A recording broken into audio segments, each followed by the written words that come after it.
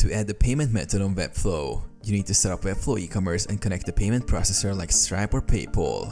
Here's how. Enable e-commerce. In your Webflow project, go to Settings, E-commerce. Click Enable e-commerce to unlock selling features. Set up products. Before adding payment options, create products in the e-commerce product section to activate checkout functionality. Connect the payment gateway. Go to Settings, E-commerce, Payments. Click Connect Stripe if you want to accept credit or debit cards. Log into your Stripe account or create one. Optionally, you can also enable PayPal by entering your PayPal business email under the PayPal section. Configure payment settings. Set your currency and country. Add tax and shipping rules under their respective tabs for a complete checkout flow. Design your checkout page. In the Webflow Designer, go to the Pages panel, Checkout page, and customize its layout, fields, and design to match your brand. Publish your site.